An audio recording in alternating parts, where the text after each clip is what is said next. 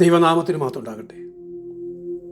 നമ്മുടെ കർത്താവായ യേശുക്രിസ്തുവിന്റെ നാമത്തിൽ എല്ലാവർക്കും എൻ്റെ സ്നേഹവന്ദനം. യുഗങ്ങളിലൂടെ ക്രിസ്തു 4-ാം ഭാഗം. ബൈബിളിൻ്റെ ആധികാരികതയാണ് നാം കേട്ടുകൊണ്ടിരിക്കുന്നത്. ബൈബിൾ എന്ന ഇംഗ്ലീഷ് പദം ബിബ്ലിയ എന്ന ഗ്രീക്ക് പദത്തിൽ നിന്നുമാണ് ഉണ്ടായിട്ടുള്ളത്. ഈ പദത്തിന് പുസ്തകങ്ങൾ എന്നാണ് അർത്ഥം.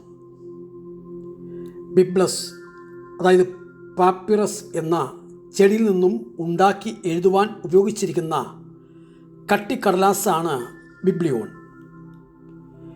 ബിബ്ലിയോൺ എന്നത് ഏകവചനമാണ്. ഇതിന് പുസ്തകം എന്നാണ് അർത്ഥം.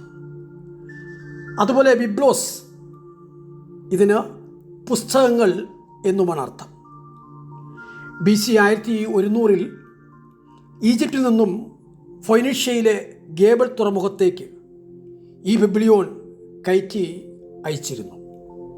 അതിനാൽ ഗേബൽ പട്ടണം പിന്നീട് ബിബ്ലോസ് പട്ടണം എന്നറിയപ്പെട്ടു. ഈ പാപ്പിറസ് കടലാസിൽ ചിലത് BC 1100 നിർമ്മിക്കപ്പെട്ടത് ഇന്നും ബ്രിട്ടീഷ് മ്യൂസിയത്തിൽ സൂക്ഷിച്ചിരിക്കുന്നു.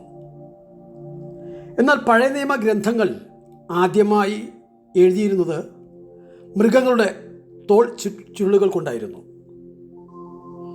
AD 2-ാം നൂറ്റാണ്ട് മുതൽ തിരുവെഴുത്തുകൾക്ക് ടാബിബ്ലിയ എന്ന പേര് വിളിച്ചു തുടങ്ങി. AD 1382 ഇംഗ്ലീഷിലേക്ക് ബൈബിൾ ഭാഷാന്തരം ചെയ്ത ജോൺ വിക്ലിഫാണ് ബൈബിൾ എന്ന പദം സ്വീകരിച്ചത്, ദ ബൈബിൾ. അതുപോലെ തന്നെ യോഹന്നാൻ 21:25, 2 തിമോത്തി 4:13 ഈ ആദ്യായ ഭാഗങ്ങളിൽ ബിബ്ലിയ എന്ന പദമാണ് ഗ്രീക്കിൽ ഉപയോഗിച്ചിരിക്കുന്നത്. ഈ സത്യവേദ പുസ്തകം സമ്പൂർണ്ണമാണ്. ഇതിനോട് ആരെങ്കിലും കൂട്ടുവാനോ കുറയ്ക്കുവാനോ പാടില്ല എന്ന് നിഷ്കർഷിച്ചിരിക്കുന്നു. അതെ, ദൈവവചനത്തോട് കൂട്ടുവാനോ കുറയ്ക്കുവാനോ പാടില്ല എന്ന് വളരെ കർശനമായ ഭാഷയിൽ എഴുത്തുകാർ അവരുടെ വാക്യങ്ങളിൽ മുന്നറിയിപ്പ് നൽകിയിരിക്കുന്നു. പഴയ നിയമത്തിലും ഈ മുന്നറിയിപ്പ് നൽകി കാണുന്നുണ്ട്.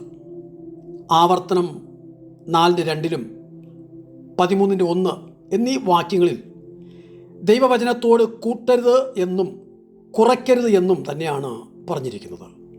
മാത്രമല്ല സദൃശ്യവാക്യത്തിൽ 30-ാം അധ്യായം 6 ഒന്നും കൂട്ടരുത് എന്നും പറഞ്ഞു കാണുന്നു.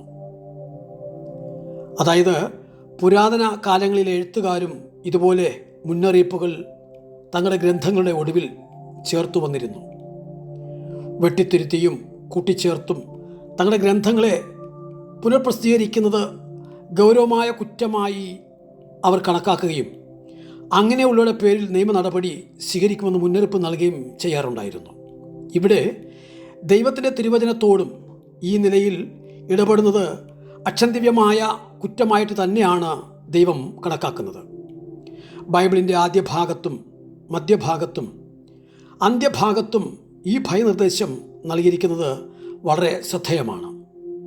മാത്രമല്ല മത്തായി എഴുതിയ സുവിശേഷം 5-ാം അധ്യായം അതിൻ്റെ 18-ലും 2 കൊരിന്ത്യർ 2:17 ലൂക്കോസ് 16:17 ഈ ഭാഗങ്ങളും കൂടി നോക്കിക്കാണുക.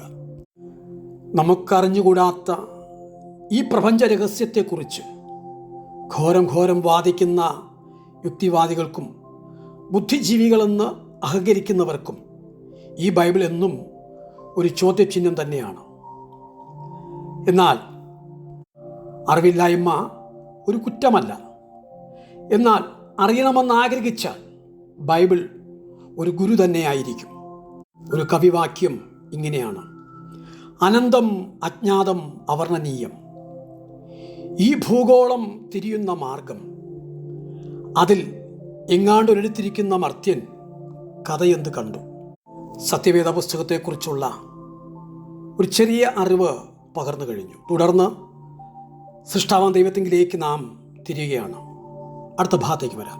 ദൈവം അനുഗ്രഹിക്കട്ടെ.